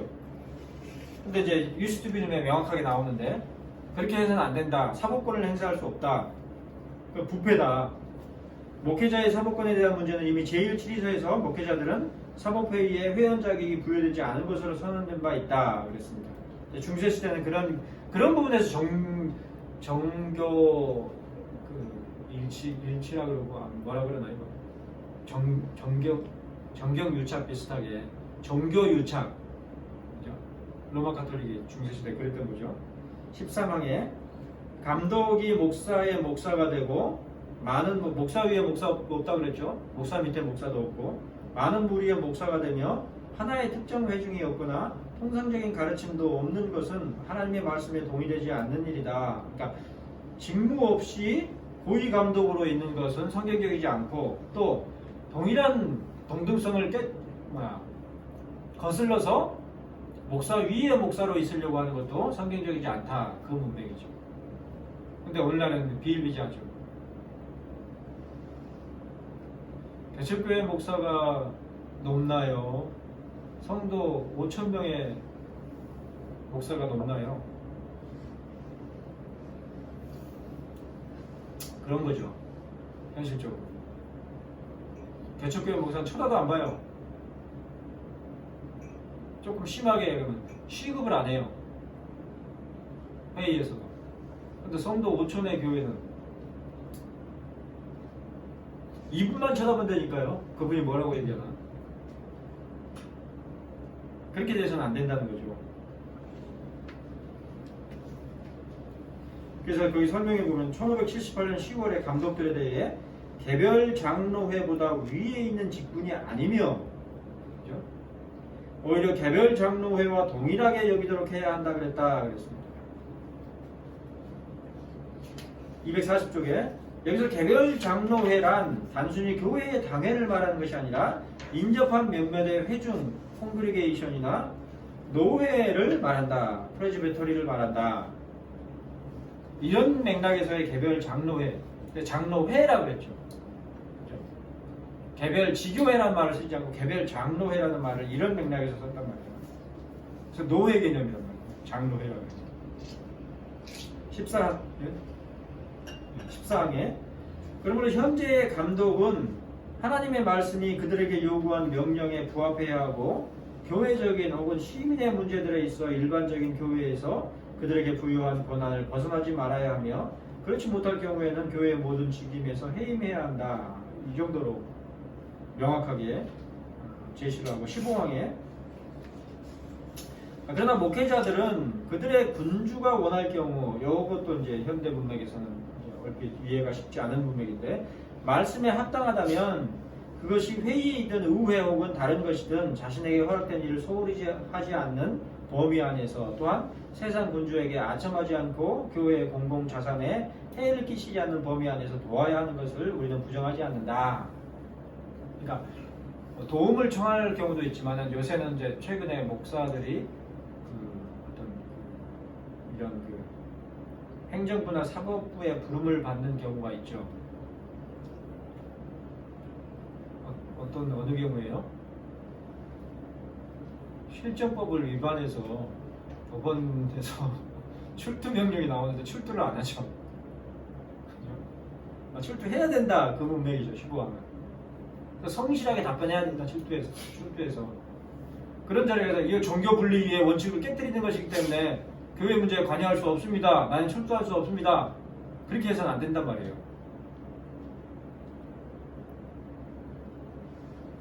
좀 노골적으로 얘기할 수도 있는데 그건 조금 조심스러워서. 또 말씀에 합당하다면 이 말은 무슨 말이냐? 그러나부터 해서 일반적으로 우리는 교회의 칭호 아래에 있는 사람은 누구든지 로마 카톨릭에서 오용된 칭호 즉 수도원장, 수녀원 그리고 사제단과 같은 것들에 대해서는 교회의 이름 가운데서 어떠한 조치를 내려야 하며 회의 혹은 의회의 어느 쪽 또는 의회 밖에서 이 영역에 대한 개혁교회의 위임사항은 없다. 그러니까 교회가 독단으로 개혁을 할 사안이 아니라는 거죠. 이런 부분들에 대해서. 그러니까 관원들의 역할을 그리고 의무를 분명히 15항에서도 열어두고 있단 말이죠. 대표적인 실제적인 예를 언급을 안 할 수가 없는데 그거 있잖아요. 그 법원 앞에 유명한 큰 교회가 불법적으로 도로 밑에에 예배당을 만들었단 말이에요. 불법으로. 범법 행위를 한 거죠. 실천법을 위배한 거죠. 그래서 그거에 대해서 판결이 내려졌어요. 복구하라고. 따라야죠, 당연히. 그런 문맥이죠. 그 문제를 지교회 당회가 아니면 그 노회가 결정해서 이거 이미 다 했는데 그리고 심지어는 말도 잘 만들어요. 공공재라는 말을 거기다 붙이고 영적이라는 말을 붙여가지고 영적 공공재이기 때문에 국가도 그거 함부로 이러저러 할 수 없다 이렇게 해서 얘기를 한다 그러는데 이 제27에서 이런 문맥을 보면 전혀 그렇게 해서는 안 되는 거죠.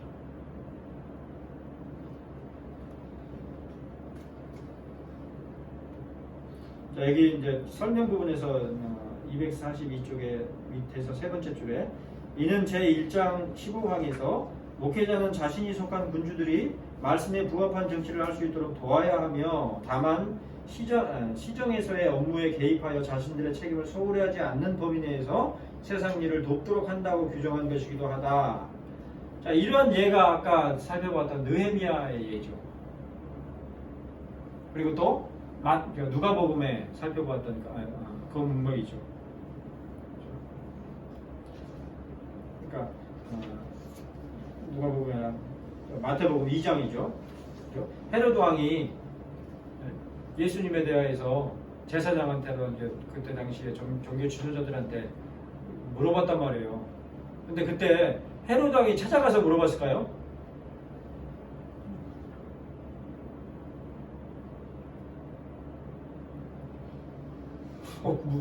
궁금한데? 그 제사장한테 좀 가서 물어봐야 되겠다. 얘들아, 마차 좀 준비해라. 나 제사장 좀 찾아가 봐야 되겠다. 그런 거예요? 야, 제사장 좀 오라 그래라. 그거죠. 소환해서 물어봤죠. 근데 제사장들이 어떻게 해요? 성실히 답변하죠. 구약 말씀을 근거로 해서. 당장의 성경 본문 안에서도 찾을 수 있단 말이죠. 그런 실제적인 예를. 이와 관련해 1576년 베자는 스코틀랜드에 대해 조언하기를 왕국의 공적인 영역에서 감독들이 발언권을 갖는 자리에 앉는 것은 하나님의 말씀에 반하는 명백한 잘못이며, 그죠? 왕 위에 또는 위정자 위에 서려고 해서는 안 되며, 말씀에 따라 그러한 것은 완전히 폐지되어야 한다고 했다. 그런즉 15왕에서 인정하고 있는 예외적인 역할의 수행은 어디까지나 도우며 조언하는 선에서의 역할이지 결코 발언권을 가지고서 주도하는 것은 아닐 것이다. 이렇게 설명이 나와 있습니다. 그러니까 자, 교회에 대한 관원들의 역할도 아까 뭐라 그랬어요? 주도하는 건 아니라 그랬죠. 자, 목사들, 신학자들 다 모여봐. 그리고 자기가 막 망치 쥐고서는 이렇게 회의를 주관하지 않았단 말이에요. 여러분들 모이십시오. 장소 제공해주고, 그 다음에 필요한 경비도 다 지원해주고, 회의를 하도록 하십시오. 그리고 그 결과에 대해서 의회에 보고를 해주세요. 이렇게 하고 그냥 지켜만 봤단 말이죠. 마찬가지로 교회에 또는 목사들도 어때요? 부름을 받아서 어떤 역할을 수행하도록 한다 그랬을 때, 아니면 조언을, 이를테면 조창기도에 들어온 초대가 됐다 그러면 어때요? 잘 겸손하게 조언하는 자로서 있어야지. 영적으로 봤을 때 이 자리에서는 기도회이기 때문에 대통령도 내 믿습니다, 목사 믿습니다, 이런 식으로 할 수 없는 거죠. 그죠? 왜 기도할 제목이 무엇입니까? 어떤 부분에서 조언을 듣기를 원하십니까? 잘 물어보고, 제가 이번 정부에서 어떤 정기적인 어떤 문제에서 어떤 사회적인 문제가 되는 그 부분을 종교와 관련해서 어떤 종교 영역의 답변을 듣고 싶은데, 여러 영역들도 있지만 특히 이제 성경 말씀에 대한 부분인 것 같아서, 그거는 이제 목사님들이나 신학자들에게 물어봐야 될 것 같아서 불렀습니다. 이를테면 이제 이단들이 성경 말씀을 잘못 오해를 해서 이제 사회적인 무리를 일으키는 대표적인 게 뭐예요? 신천지들이 그렇잖아요. 젊은 사람들 막 폐인으로 만들어 놓잖아요. 눈빛이 그냥 막 썩은 동태눈이 돼요. 거기 갔다 오면. 사회생활도 못해. 거기에만 살아야 되는 그런 사람들을 만들어 놓는단 말이에요. 그러니까 사회적으로 보면 어때요? 아주 심각한 병폐인 거죠. 그래서 예를 들자면 이제 정부에서 이제 누굴 보내서 문체부 장관이 이거 사회 문제다. 그걸 대책을 세워야 되겠다. 근데 그 사람들이 막 성경을 가지고 막 얘기한단 말이에요. 신천지들이. 자기는 뭐가 판단하기가 어려워요. 그러니까 다른 신학자들이나 목사들을 모셔가지고 저쪽 저 양반들이 이렇게 얘기를 하는 이 말씀, 성경 말씀이 그런 말씀이라 그러는데 이게 타당합니까? 이런 식인 거죠. 그럼 이게 거기에 겸손하게 이렇게 그런 부분들에 대해서 잘 조언해주고 또 역할을 해줘야 되는 그런 문맥을 얘기하고 있는 거죠. 자, 16강 탈자입니다. 리고가 아니고 그리고 의회 법령에 따라 로마 카톨릭 교회와 사법권, 유리스딕션인데 7위권이죠. 사실은 7위권은 동일한 영역 내에 성립할 자리가 없으며 그 어떤 감독이나 다른 고위 성직자도 참으로 그의 권위에서 나오는 사법권을 사용할 수 없다. 그러므로 맨 밑에 대성당 혹은 수도원, 추기경단 혹은 다른 수도원에서 로마 카톨릭 방식으로 사제단을 유지하는 것은 교회의 권위와 이름을 찬탈함과 동시에 교회의 자산에 상처를 가하는 것이며 또한 교회에 위해를 끼치는 행위다. 이렇게 되어 있습니다.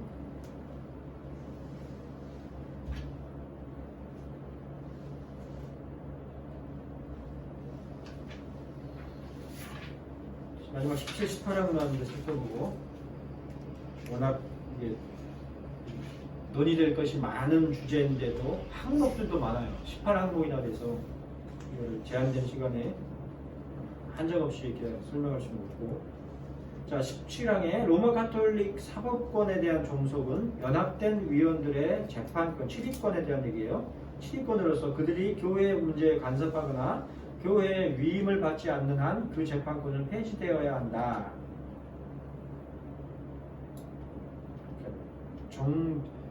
정교 아까 뭐라 그랬죠? 유착, 정교 유착 반대되는 그들 중에는 교회에서의 역할을 맡은 이가 없는데도 목회자를 심판하고 그들을 그 자리에서 해임하는 것은 참으로 무모한 일이다. 그러니까 이런 부분에서 또 이제 정교 분리가 적용이 되죠. 직분이나 그런 목회자에 대해서 함부로 심판할 수 없다는 그런 문맥인데 17항에서는 247쪽 맨 아래쪽에요. 로마 가톨릭 교회였던 메리 왕 시절에 상기하며 로마 가톨릭 사법권에 대한 종속은 연합된 위원들의 재판권으로서 그들이 교회 문제에 간섭하거나 교회의 위임을 받지 않는 한 그 재판권은 폐지되어야 한다고 하는 것이다. 이런 측면에서는 교회와 이제 그 관원들의 그런 영역들이 분명히 구별이 있는 것이죠. 세 번째 패러그래프에 특히 17항은 고위성직자 제도의 고질적인 병폐였던 개별 교회에서의 목회적인 역할을 맡지 않고서 지역을 순회하며 개별 교회의 자율성을 크게 훼손하는 문제에 대해서 그들 중에는 교회에서의 역할을 맡은 이가 없는데도 목회자를 심판하고 그들을 자리에서 해임하는 것으로 참으로 무모한 일이라고 하면서 쭉 이렇게 설명이 나오는데, 자, 이런 점에서 현행 노예 정치가 일부 혹은 개인의 주도와 독점으로 이루어지는 것도 이 설명과 그대로 이렇게 상치되는 바람직하지 않은 일이고, 기본적으로 이제 장로교회의 목사는 어떤 자예요? 그 목자의 목이 무슨 목자죠? 목양할 때 그 목자란 말이에요. 그러니까 양치기란 말이에요. 양치기란 말이니까 그러니까 어감이 좀 그렇죠. 양치는 자란 말이에요. 양은 누구예요? 셰퍼드라고 그러죠. 세파트가 아니고 양이라 그러면은 플럭 회중을 얘기하는 거죠. 회중을 그러니까 섬기고 다스리는 자가 목사지, 회중을 떠난 목사는 사실 목사가 아니죠. 그런 점에서 여기저기 돌아다니면서 유명한 게 좋은 게 아니에요. 장로교 목사는 자기에게 맡겨진 회중을 성실하게 말씀으로 양육하고 잘 다스리는, 치리하는, 그게 착하고 충성된 종이지, 유명해가지고 여기저기 막 굴려다니면서 강사로 다니는 게 좋은 게 아니에요. 노예 정치에도 바람직한 것이 아니고. 그러니까 한국의 장로교회가 노예 정치가 바로 잘 정립이 되어 있다 그러면 어때요? 개별 지교회의 그 말씀을 담당하는 그런 목사들을 잘 양육하고 키워서 그 회중에게 양질의 말씀을 제공할 수 있도록, 가르칠 수 있도록 그렇게 해야지, 강사를 유명하다는 강사 불러가지고 세우고 하는 것은 아니란 말이죠. 그런 점에서 다 이미 다 그런 부분이 흐트러지고 와야 됐기 때문에 그런 점에서도 굉장히 무분별하죠. 한국의 현대 장로교회 모습은. 마지막 18항에 이전에 교회에 속하는 자산에 속했던 자들, 또한 로마 가톨릭의 칭호로 새로이 인정된 자들, 그 분야의 법에 따라 교회의 임대의 3분의 1을 소유하는 것을 허용하는 자들, 그러니까 사제들의 예예요. 종신토록 그들에게 부여하고 배당한 할당량을 허용하는 그들에게는 결코 더 이상의 자율권을 허용하면 안 된다. 그러니까 옛날 사제들이 갖고 있었던 그런 독점적인 재산권들에 대한 언급이죠. 이 비슷한 예로 지금도 어때요? 교회 법인을 목사 이름으로 하는 예들이 있죠. 그리고 심지어는 어떤 안 좋은 예는 어떤 예도 있냐면, 이 욕심이 생기면 나중에 어떻게 돼요? 교회 그 재산이 부동산 가치가 뛰어서 이제 100억이 됐어요. 그게 부지하고 건물이야 뭐 얼마 안, 시세 뭐 오래된 건물 뭐 별로 중요하지 않으니까 땅값이 올라가지고 옛날에 1억 들여서 1억의 재정 헌금을 가지고 세워진 교회가 예배당이 부지가 100억이 됐어요. 근데 그 100억 그 법인이 소유가 등기가 누구 이름으로 되느냐? 목사 이름으로 돼 있어요. 그러니까 이 목사가 나중에 어떻게 되냐? 은퇴할 때가 됐어. 근데 이제 뭐 교인이래 봐야 몇 명 남지도 않았어요. 근데 어찌됐거나 부동산이 있긴 한데 머리를 짠 거를 굴려보니까 요거 재정 요거 다 내 걸로 하면은 뭐 은퇴 노후 걱정 없겠다 싶으니까 분란을 일으켜가지고 교인들을 막 피곤하게 만들어요. 막 소란 일으켜가지고 결국 교인들이 다 떠나요. 목사만 남아. 마지막에 이제 그거 처분해가지고 돈 이렇게 싹 챙기는 그런 현상들하고 이제 연계된 거죠. 사제들이 다 교회의 재산들을 관할해서 죽을 때까지 그 자기가 유용하듯이 그렇게 하는 예가 있었단 말이죠. 그런 것들에 대해서도 다 개혁해야 될 내용으로서 언급을 하고 있는데 250쪽의 그 세 번째 줄에 지속되고입니다. 못합니다. 지속되고가 아니고 자, 251쪽에 중세 시대를 통해 막대한 부를 축적한 로마 가톨릭 교회는 그 이후로도 로마 가톨릭 교회 소유의 재산과 그 재산에 대한 권리를 지닌 사제들로 인한 폐해를 여전히 끼치고 있었다. 그러므로 쭉 내려가서 제1치리서와 초창기 총회의 법령에 표시된 것과 유사하게 가난한 노동자에 대해 권고하는 것으로 18항은 언급하고 있다. 이게 무슨 이제 좀 요약을 해서 설명을 하자면 자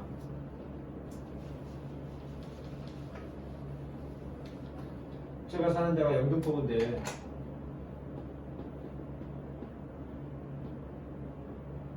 영등포구 관할이에요. 근데 가마산 교회가 진짜 희망사항이지만 영등포구에 이만큼을 땅을 차지하고 있어요. 근데 인구수는 영등포 300명이에요.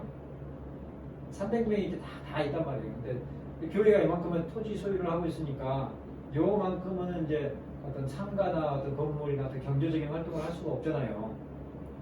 그죠? 그럼 어때요? 우리 교회 입장에서는 이렇게 이만큼 영역이 크지만 사회적으로 봤을 때는 그 파이가 줄어들었잖아요. 경제 활동을 할 수 있는 파이가 이만큼밖에 안 됐잖아요. 그죠? 그러니까 사회적으로 보았을 때는 이렇게 교회가 이렇게 커주임으로 말미암아서 어떤 경제 활동을 하고 어떤 복지적인 혜택, 여기다가 뭐 공원을 지을 수도 있고 여기다가 이만큼 아니면 또 노인 복지 시설을 지을 수도 있고 한데 이게 다 교회 소유의 땅이에요. 그래가지고 재단 법인이기 때문에 이걸 손댈 수가 없어요. 그래서 그 자체적으로 봤을 때 파이가 이만큼밖에 안 되는 식으로 됐어요. 그런데 그 피해가 이 구에 속한 일반 그 사람들에게 시민에게도 가는 거죠. 그렇죠. 중세시대에는 이런 일들이 많았단 말이에요. 교회가 막대한 재산을 갖고 있어서 농지도 교회 소유예요.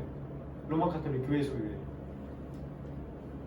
그러니까 어때요? 여기 사는 농민들은 다 소작농이에요. 이 정도가 아니고 요만큼이 교회 땅이고 요만큼이 왕의 소유고 요만큼이 영주들 소유고 여기는 이제 사람이 기거할 수 없는 땅이에요. 산이야. 해발 4,000m급 그런 산이에요. 산지예요. 그러면 사람들은 어때요? 자기 땅 없죠? 그죠? 다 소작농이거나 다 그런 종이거나 그런 종살이해야 되죠. 그런 얘들이 실질적으로 중세시대에 많았단 말이죠. 사회적으로. 그래서 이런 경우에 이제 교회의 재산을 분할하거나 아니면은 또 이제 되돌림으로써 농민들에게 그들에게도 소유할 수 있는 그런 것들을 교회들이 생각을 하고 역할을 하고 분배를 해줘야 된다. 그런 분배들을 위해서 또한 이제 관원들의 역할이 필요하고 그러니까 이런 점에서 봤을 때 어때요? 우리가 상상할 수 없을 정도로 굉장히 치밀하게 제2치리서가 그러니까 그 국가 전체적인 안목이죠. 오늘날 시대에는 어때요?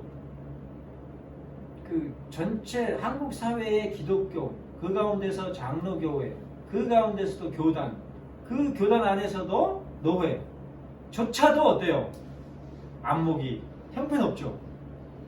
엉망이에요. 근데 이 제2치리서는 보면 어때요? 노회나 뭐 교단이나 이런 차원이 아니고 국가 전체를 다 아울러서 어떻게 하나님 앞에서 말씀에 근거해서 바르게 운영되는 그런 사회가 될 것이냐 이렇게까지 바라보고 있는 거죠. 그래서 교회가 재산이 너무 많아가지고 농민들에게 피해가 가지 않도록 오히려 그런 부분까지 염두에 두고 있고 또 이제 후반부에 거의 말미에 나오는 부분이지만은 늘 얘기했지만 수해를 입어가지고 다리가 끊어졌다. 근데 국가 재정으로는 그걸 건설하기 어렵다. 교회가 교회 재정을 통해서 교회 소유의 재산을 처분을 하거나 그런 식으로 해서 다리를 다시 재건하거나 그런 부분까지도 염두에 두고 이렇게 작성된 그런 점에서 이제 이건 옛 시대에 뭐 흔히 얘기하는 것처럼 교회와 국가 간의 경계가 그렇게 엄밀하지 않았었던 그 시대적인 문맥에서 이제 좀 한시적으로 적용될 수 있는 거고 오늘날에는 좀 이렇게 적용하기 어렵다 이렇게 볼 게 아니죠. 오히려 오늘날보다 월등히 탁월하죠. 기껏해야 우리는 왜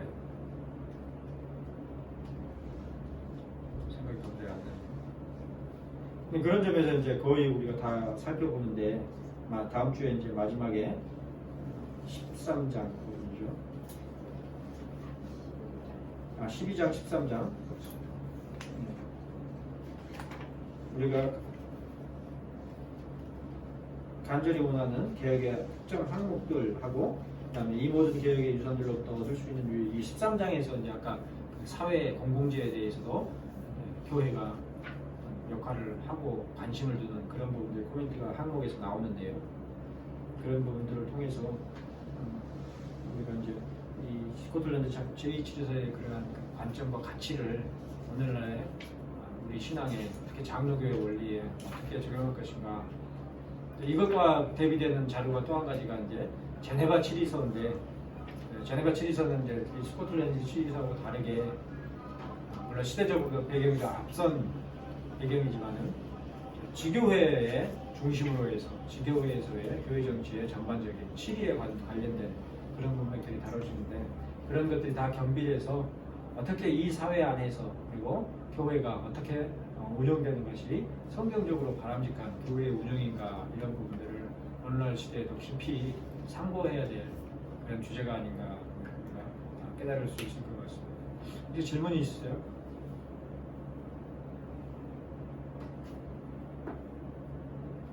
오늘 좀 이제 앞에는 좀 이렇게 여유 있어서 천천히 진행을 했는데 후반부에 다룰 것도 많고 이제 시간도 좀 제한이 있어서 속도를 막 빨리 진행을 해서 좀 혼란스러웠을 수도 있을 것 같은데 좀 이해는 됐어요. 아니 평소에 혹시 뭐 오문점 교회 정치와 관련해서 있었으면 일단 좀 이거 두 가지는 개인적인 질문인데요. 첫 번째는 일반적으로 교수를 꿈꾸는 사람들이 목사 안수를 받고 그 다음에 유학을 가잖아요. 근데 아까 그 직무가 있는 게 직분자다라는 얘기를 딱 듣고서 저도 그 계획을 하고 있는데 그리고 저는 독일 유학을 생각 중인데 독일 가서 사실 사역을 할 계획은 아직 없는데 이게 받고 가는 게 타당한지 이게 근데 거기 이제 시스템이 완전히 달라요. 원래 이제 장로교회에서 교수는 목사들 가운데서 교수하는 자를 세우거든요. 그래서 그 교수의 직무를 감당할 동안에는 목사 직분을 내려놓고 교수로서 그렇죠? 목회직을 하지 않으면서 이렇게 이제 그런 측면에서 이제 그 이중 직제가 허락이 안 되는 그런 형태인데 오늘날에는 그 교수의 시스템이 완전 다르잖아요. 그렇죠? 교육부 시스템이잖아요. 교수가 된다는 것은. 그리고 이제 교회는 이제 교회적으로 이제 장로회 정치의 시스템이 이렇게 분리가 돼버려가지고 그게 이제 서로 연계되기가 어렵죠. 근데 이제 그런 점에서는 이제 좀 더 깊은 논의가 필요한데 원리적으로는 화란 같은 경우에 그러니까 화란 뭐 캠페인이나 이런데 그 교단 같은 경우는 그게 그래도 잘 돼 있어서 원래 총회 신학교가 그 총회에서 총신을 얘기하는 것이 아니고 총회 신학교가 원래 총회에서 인준한 신학교란 말이에요. 목회자를 양성하는. 그래서 그래서 총회가 운영하는 신학교죠. 그런 측면에서 총회 신학교죠. 그래서 학비가 없죠. 학비가 없는 이유는 목회자를 양성하는 그런 측면이기 때문에. 그래서 그러한 자들을 세우는 데 있어서 목회자를 키울 수 있는 자가 누구겠어요? 목사죠. 그래서 목사가 교수로서 대신에 이제 교수 능력이 탁월해야 되죠. 가르치는 은사가 아주 탁월한 자들이어야 되죠. 그래서 이제 앞에 부분에서 목사와 또 교사에 대한 역할이 나오는데 하여튼 그런 측면에서 다루는 그런 그 이중직의 금지와는 좀 다른 문맥이다. 지금은 사회적으로 시스템이 완전히 다르다. 그런 부분을 생각을 해야 될 테고, 다만 현실적으로는 이제 진짜로 현실적인 거는 목사 안수를 받고 유학을 가는 게 더 좋을 겁니다. 목사 안수를 받지 않고 거기서 목사 안수를 받는다거나 아니면은 그러면은 거기 교단하고 한국에서 교단하고 안 맞는 경우가 대부분이고, 아니면 또 돌아와서 다시 또 순서를 다시 밟아야 되는 그런 경우도 있고, 그래서 그런 부분들이 준비하기가 지금까지는 별 문제가 없었어요. 왜냐, 유학 갔다 온 사람들 요새 또 줄었다고 그러긴 하는데, 유학 갔다 들어오면은 이제 뭐 교수직이든지 아니면 또 이제 담임 목회를 하든지 이제 크게 그렇게 문제는 좀 심각하지 않았는데, 지금은 이제 다 포화라, 과포화가 아니라 다 포화예요. 담임 목회도 포화하고 교수도 포화하고 다 포화예요. 그래서 좀 기도가 많이 필요하고 많은 준비를 해야 되지 않겠는가 싶습니다. 기도하고 마치겠습니다. 하나님 아버지, 여러 관심과 열심 가운데서 우리 논의하고 살펴본 그런 주제들이 당장에는 우리에게 긴밀하게 필요하지 않는 그런 주제일지라도 하나님 앞에서 다른 교회와 또 다른 장로교회의 원리를 실천하는 데 있어서 중요한 자산으로 잘 활용될 수 있도록 하나님께서 섭리하여 주시고, 그러한 것들을 시시때때에 적절하게 기억해서 실천할 수 있는 하나님의 말씀에 신자로서 살아갈 수 있도록 우리를 이끌어 주시옵소서. 각자에게 맡겨진 직분을 잘 감당하게 하시고, 또 바라옵기는 직무에 맞는 그 직분을 더욱더 온전히 세워주시고, 또 그 직분이 수행하는 직무를 통하여서 하나님의 교회가 이 땅 가운데서 온전히 드러날 수 있도록 하나님께서 은총으로 역사하여 주시옵소서. 인도하신 시간을 하나님께 감사하고 예수 그리스도 이름으로 기도합니다. 수고하셨습니다.